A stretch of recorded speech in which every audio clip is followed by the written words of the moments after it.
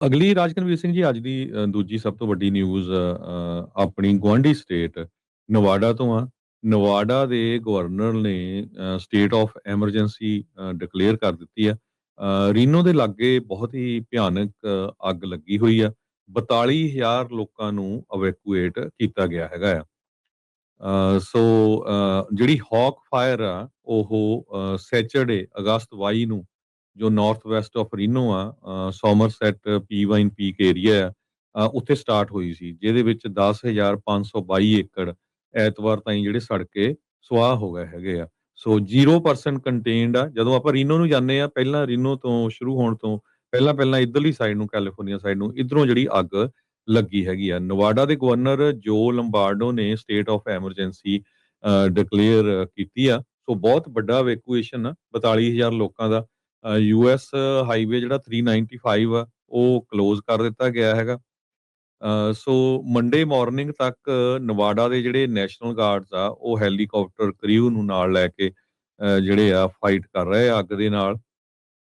ਤੇ ਬਹੁਤ ਸਾਰੇ ਸਾਡੇ ਲਿਸਨਰ ਵੀ ਹੈਗੇ ਆ ਰੀਨੋ ਦੇ ਵਿੱਚ ਜਾਂ ਟਰੈਵਲ ਕਰਦੇ ਆ ਸੈਕਰਾਮੈਂਟੋ ਤੋਂ ਰੀਨੋ ਨੂੰ। ਸੋ ਉਹਨਾਂ ਲਈ ਇਹ ਖਬਰ ਆ ਵੀ ਜਿਹੜਾ ਯੂਐਸ 395 ਆ ਹਾਈਵੇ ਉਹ ਕਲੋਜ਼ ਹੈਗਾ।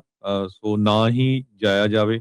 ਤੇ ਰੀਨੋ ਦੇ ਵਿੱਚ ਜਿਹੜਾ ਰੀਨੋ ਤਾਹੋ ਇੰਟਰਨੈਸ਼ਨਲ 에ਅਰਪੋਰਟ ਆ, ਉਹ ਹਾਲਾਂਕਿ ਓਪਨ ਆ, ਇਵੈਕੂਏਸ਼ਨ ਜ਼ੋਨ ਤੋਂ ਬਾਹਰ ਹੈਗਾ ਆ। ਪਰ ਐਜ਼ ਆਫ ਟੂਡੇ ਮਾਰਨਿੰਗ ਜਿਹੜਾ ਜਾਣੀ ਕਿ ਅਗਸਤ 24 ਨੂੰ ਸੋਮਵਾਰ ਸਵੇਰ ਤੱਕ ਜਿਹੜੀ ਹਾਕ ਫਾਇਰ ਆ ਅਨਕੰਟੇਨਡ ਹੈਗੀ ਆ ਤੇ ਲਗਾਤਾਰ ਤੇਜ਼ੀ ਨਾਲ ਫੈਲ ਰਹੀ ਆ।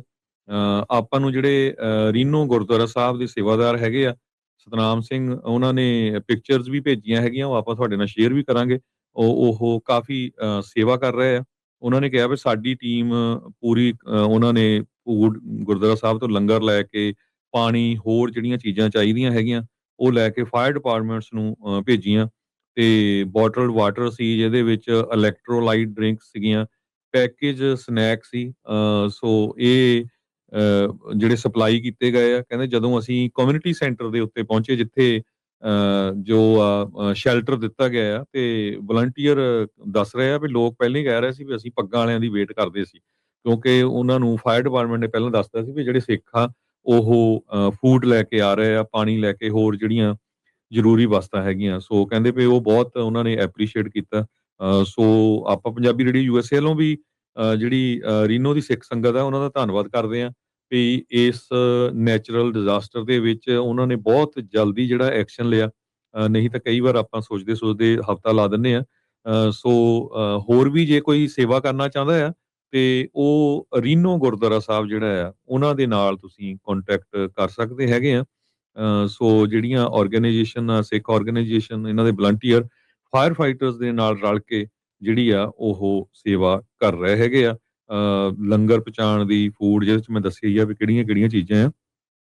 ਪਰ ਬਹੁਤ ਹੀ ਖਤਰਨਾਕ ਅੱਗ ਜਿਹੜੀ ਆ ਉਹ ਨਵਾਡਾ ਦੇ ਵਿੱਚ ਲੱਗੀ ਹੋਈ ਹੈਗੀ ਆ।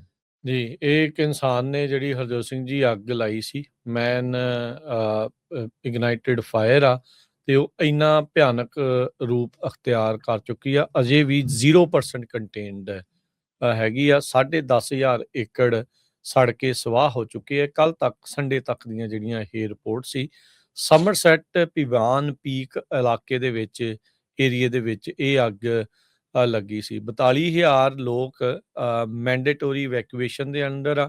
45,000 ਵਾਰਨਿੰਗ ਜ਼ੋਨ ਦੇ ਵਿੱਚ ਦੱਸੇ ਗਏ ਆ। 2 ਹਸਪਤਾਲਾਂ ਦੇ ਵਿੱਚ ਜਿਹੜੇ ਪੇਸ਼ੈਂਟਸ ਆ ਉਹਨਾਂ ਨੂੰ ਇਵੈਕੂਏਟ ਕਰਨਾ ਪਿਆ। ਯੂਨੀਵਰਸਿਟੀ ਆਫ ਨਵਾਡਾ ਰੀਨੋ ਦੇ ਤੱਕ ਜਿਹੜਾ ਉਹ ਖੜਿਆ ਆ। US 395 ਉਹ ਕਈ ਥਾਵਾਂ ਤੋਂ ਬੰਦ ਜਿਹੜੀ ਉਹ ਪਈ ਆ।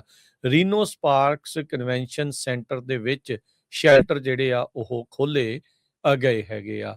ਸੋ ਡੈਂਸਲੀ ਪਾਪੂਲੇਟਡ ਨੇਬਰਹੁੱਡਸ ਜਿਹੜੇ ਆ ਹਰਜੋਤ ਸਿੰਘ ਜੀ, ਉਹਦੇ ਕਰਕੇ ਉੱਥੇ ਇਹ ਅੱਗ ਦੇ ਨਾਲ ਖਾਸਾ ਜਿਹੜਾ ਉਹ ਖਤਰਾ ਬਣਿਆ ਪਿਆ ਆ। ਟਰੱਕੀ ਮੈਡੋਜ਼ ਦੇ ਵਿੱਚ ਆਪਾਂ ਨੂੰ ਪਤਾ ਵੀ ਟਰੱਕੀ ਵਾਲੇ ਇਲਾਕਿਆਂ ਦੇ ਵਿੱਚੋਂ ਕਾਫੀ ਲੋਕ ਉੱਧਰ ਜਿਹੜਾ ਉੱਧਰ ਲੰਘਦੇ ਆ, ਪਰ ਇਹ ਟਰੱਕੀ ਮੈਡੋਜ਼ ਵਾਸਟ ਜਿਹੜਾ ਉਹ ਏਰੀਆ ਹੈ, ਟਰੱਕੀ ਵਾਲੇ ਪਾਸੇ ਨਹੀਂ।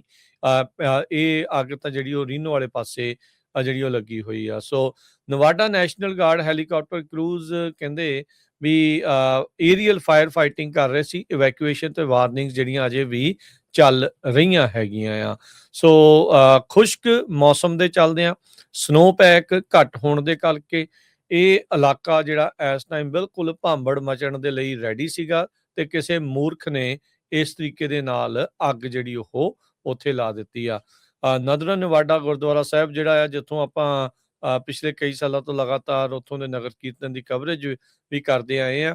ਉਹੀ ਗੁਰਦੁਆਰਾ ਸਾਹਿਬਾਨ ਤੇ ਬਾਕੀ ਜਿਹੜੀ ਸਿੱਖ ਸੰਗਤ ਆ ਮਿਲ ਕੇ ਇਸ ਮੌਕੇ ਇਹਨਾਂ ਪੀੜਤ ਪਰਿਵਾਰਾਂ ਤੱਕ ਰਾਹਤ ਜਿਹੜੀ ਆ ਉਹ ਪਹੁੰਚਾ ਰਹੀ ਆ। ਤੇ ਇਹ ਇੱਕ ਵਧੀਆ ਜਿਹੜਾ ਉਪਰਾਲਾ ਆ। ਸਾਰਿਆਂ ਨੂੰ ਹੀ ਜਿਹੜੀਆਂ ਉਹ ਇੱਥੇ ਇਹੋ ਜਿਹੇ ਮੌਕਿਆਂ ਦੇ ਉੱਤੇ ਮਦਦ ਕਰਨ ਦੀ ਜਿਹੜੀ ਉਹ ਜ਼ਰੂਰਤ ਹੁੰਦੀ ਹੈਗੀ ਆ। ਸੋ ਆਉਂਦੇ ਸਮੇਂ ਦੇ ਵਿੱਚ ਕਿਵੇਂ ਜੀ ਫਰਕ ਪਊਗਾ ਵੈਦਰ ਨੂੰ ਲੈ ਕੇ, ਇਹ ਦੇਖਣ ਵਾਲੀ ਗੱਲ ਆ। ਪਰ ਹਾਲ ਦੀ ਘੜੀ ਜਿਸ ਇਲਾਕੇ 'ਚ ਅਸੀਂ ਇੱਥੇ ਤਾਂ ਆਉਂਦੇ ਦਿਨਾਂ 'ਚ ਖੁਸ਼ਕ ਹੀ ਮਾਹੌਲ ਜਿਹੜਾ ਉਹ ਰਹਿਣ ਵਾਲਾ ਹੈਗਾ ਆ। ਸੋ ਦੇਖਦੇ ਹਾਂ ਅੱਗੇ ਕੀ ਜਿਹੜਾ ਇਸ ਦੇ ਵਿੱਚ ਹਰਜੋਤ ਸਿੰਘ ਜੀ ਬਣਦਾ ਹੈ।